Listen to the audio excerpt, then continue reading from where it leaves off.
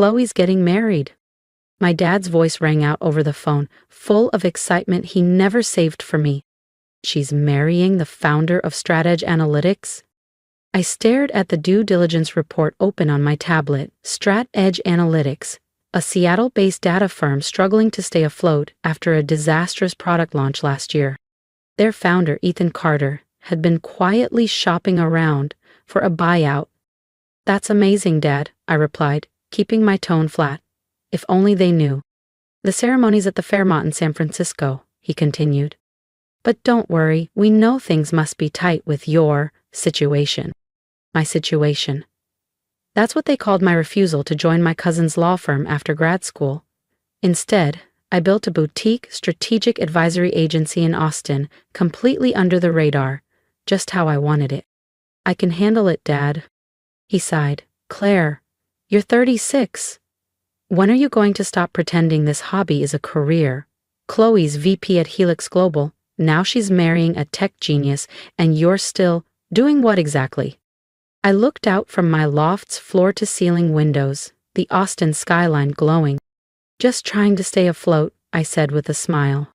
The night of Chloe's engagement gala arrived with fireworks. Literally. The rooftop venue in downtown San Francisco glistened, all glass, gold, and overdone elegance. Claire! Chloe's voice rang out as she glided toward me in a couture gown, her fiancé by her side. I didn't think you'd make it, she smirked. Couldn't afford a new dress? I glanced down at my deep navy sheath, a minimalist designer piece made in Italy. It's what I had lying around. She gave a patronizing smile and turned to Ethan.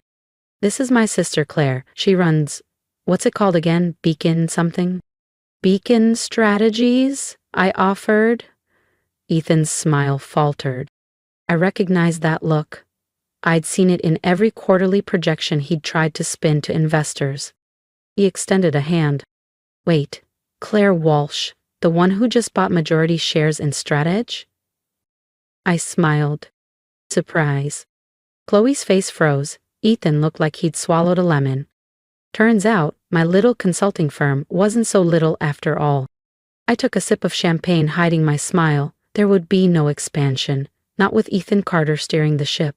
Claire doesn't really follow all that business jargon, Chloe chimed in, looping her arm through Ethan's. She's more of a small picture person. If only she knew. While she'd been designing centerpieces and cake tastings, I'd been finalizing the acquisition of her fiancé's company. Beacon Strategies, my firm, had flagged StratEdge Analytics 6 months ago. Their tech was outdated, their leadership scattered, and their funding on life support. Actually, I said smoothly, I'd love to hear more about your expansion strategy. Ethan perked up like a man trying to impress a boardroom. He launched into a well-practiced monologue about disruptive insights and scalable integrations. I nodded politely, noting how he skipped over the 3 consecutive quarters of losses, the client churn rate, or the fact that half his development team had walked 2 weeks ago. Fascinating, I murmured, catching our dad's proud gaze resting squarely on Chloe. Isn't it? Chloe beamed. I'm joining the board right after the wedding. Ethan says I've got a natural instinct for leadership. Of course he did. He needed her name, or more precisely, the Rolodex that came with it. What he didn't know, what she didn't know, was that those connections no longer ran through our dad, they ran through me. The party rolled on like an over-budget gala, all rented elegance and ego. Guests stopped every few minutes to fawn over Chloe's engagement ring and her incredible future. A few shot me those sympathetic looks, the kind people save for spinsters and starving artists. Near the bar, Dad cornered me with that familiar concerned parent smile. You know, Claire, it's not too late. I could still call in a few favors, get you into a real firm. I almost choked on my drink. The stack of resumes I had waiting back at my office included senior partners from the very firms he once worshipped. Beacon didn't advertise. We didn't need to. Thanks, Dad, I said, but I'm happy where I am. He shook his head. You could have been Chloe, you know. You had so much potential. I smiled tightly. Chloe. The golden child. The one marrying a man whose company was weeks away from being absorbed by mine. As the night wound down, Chloe found me near the exit. Claire, I've been thinking, she started, her voice sugary. After the wedding, maybe I can help you land a real position, something at Strateg. Entry level, of course, but it's a start. I studied her. The designer dress, the flawless makeup, the confident condescension. She'd won the game she was playing. She just didn't know the rules had already changed. Because in less than a month, during the toasts at her fairy tale wedding, Ethan would be receiving a very different kind of surprise. An acquisition notice. Signed by me. Thanks, Chloe, I said softly, slipping on a polite smile. But I think I'll stick with what I have. Driving home in my quiet electric sedan, intentionally modest, deliberately forgettable, I couldn't help but smile. It was the perfect cover. Let them think I was stuck in some low-paying niche job. Let them believe that Claire, the quiet older sister, had never quite measured up. Let them talk. Back at my condo overlooking Lady Bird Lake in Austin, I opened my laptop and drafted a quick message to my board. Proceed with the Strateg acquisition. Timeline, 3 weeks. Target, wedding day. Sometimes the best revenge isn't proving them wrong in the moment. It's letting them live in their fantasy until it comes crashing down around them. I picked up my phone and texted my assistant. Send me everything we've got on Ethan Carter's last 2 investor meetings. And confirm legal is prepped. The pieces were all in place. All I had to do now was wait. The Fairmont Grand's rooftop had been transformed into a luxury wedding fantasy. Cascading orchids, crystal chandeliers imported from Paris, an entire staff of servers in white gloves, Chloe, glowing in a couture wedding gown, was soaking in every spotlighted second in front of 500 guests. I sat quietly at table 19, tucked away near the service entrance. Of course. My phone buzzed with a silent notification. Final confirmation. Beacon's acquisition of Strateg had gone through. All that remained was the reveal. Ladies and gentlemen, Ethan's voice echoed over the speakers. He tapped his champagne glass with a flourish. A toast to my radiant bride. Today, she becomes not just my partner in life, but in business as well. Polite applause. Starting Monday, Chloe will be joining Strateg Analytics as our new Chief Marketing Officer. More applause. Dad looked like he was going to burst with pride. Mom dabbed tears like she was watching royalty marry. I checked the time. 2 minutes until market close. 2 minutes until everything changed. Chloe took the mic, her smile camera ready. Thank you, everyone. I couldn't be more thrilled to help lead Strateg into a bold new future. Under our leadership, I know we'll soar. Our leadership. I almost pitied her. Almost. My phone buzzed again. Market closed. Seconds later, a new alert popped up. Beacon's acquisition announcement had hit every major business outlet. CNBC, Bloomberg, TechCrunch. And as if perfectly choreographed, Ethan's phone rang. He excused himself with a grin, stepping away from the table. I watched his face change as he listened. His brow furrowed, his jaw clenched. The man who had just toasted to his power couple empire was now learning that it wasn't his company anymore. It was mine. Sometimes the sweetest revenge is served between vows and champagne toasts. Hit that subscribe button so you don't miss the moment Chloe realizes her fairy tale just turned into my business move. Confusion, shock, disbelief. Ethan ended the call, hands visibly trembling. Ethan? Chloe whispered, touching his arm, her smile fading. What's wrong? His voice cracked. Strateg, it's been acquired. Beacon Strategies, they just bought controlling interest. That's impossible, she gasped. The deal wasn't finalized? I stepped forward, calm and deliberate. It was. 20 minutes ago.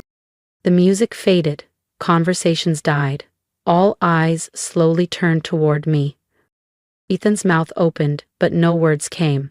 How do you know that? I reached into my clutch and pulled out a sleek business card. Not the simple one I usually offered at networking events, but the real one. I placed it gently on the table between us. Claire Walsh, founder and CEO, Beacon Strategies. Chloe blinked. No! Her voice cracked as her perfect wedding day makeup began to betray her. You work at some little firm. You're nobody. I kept my tone measured. That little firm was Beacon. I built it from the ground up while you were busy mocking my lack of ambition. I turned to Ethan, his expression hollow.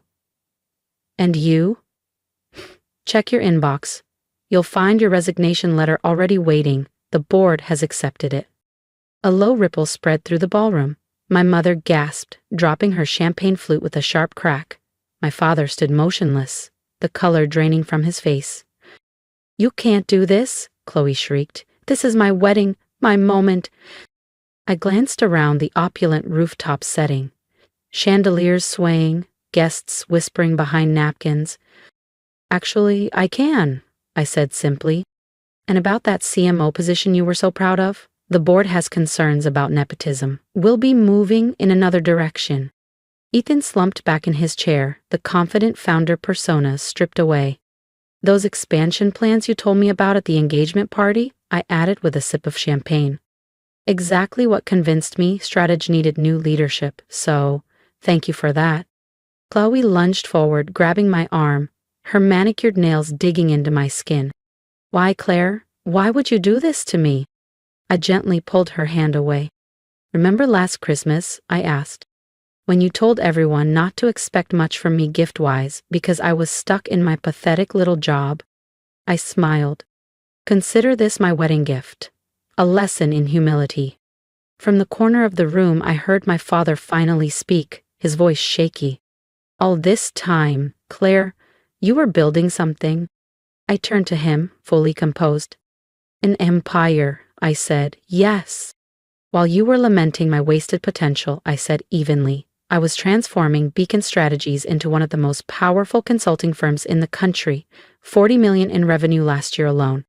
My mother swayed slightly, her hand gripping the back of a chair. But your apartment, your clothes, Chloe stammered. We're choices, I finished for her. I never needed to perform my success. I needed to build it, quietly, until the timing was just right. I smoothed the fabric of my understated navy dress, custom-tailored, though it looked intentionally plain. And what better moment than my dear sister's wedding? The ballroom had descended into barely contained chaos. Guests whispering, phones out, frantically Googling Beacon Strategies, trying to reconcile the woman they'd pitied with the empire she actually controlled. Chloe's perfect day had become something else entirely. A spectacle of power, precision, and poetic justice. Security, she screamed, unhinged. Get her out. I let out a soft laugh. The Fairmont Grand? I gestured to the walls. I own it. Her eyes widened in disbelief. Bought it last month, actually, just for today. I turned toward the crowd. Please, everyone, enjoy the celebration, I said smoothly. The champagne is excellent. I selected it myself. And with that, I walked toward the exit, heels clicking against marble. Behind me, I heard my mother calling my name. But I didn't turn. 10 years of dismissal, of condescending smiles and whispered jokes, all ended in one perfect moment. Outside, my driver waited beside a sleek black Bentley. No more sensible car to play the part. Where to, Miss Walsh? The office, I replied. We've got a company to restructure. As the city moved around us, my phone buzzed constantly. Calls, messages, headlines. Relatives now remembering I existed. Reporters eager for a quote. Chloe's increasingly frantic texts. I silenced it, let them talk, let them scramble. Let them finally understand the sister they'd laughed off as irrelevant had become the most powerful person in the room. And every snide comment, every dead-end job jab had only fueled my rise. By Monday morning, I was back in my corner office in downtown Austin, coffee in hand, watching through the glass as Strategy employees filed into their building across the street. They didn't know it yet, but by lunch, half of their senior leadership would be gone. My assistant Madison walked in.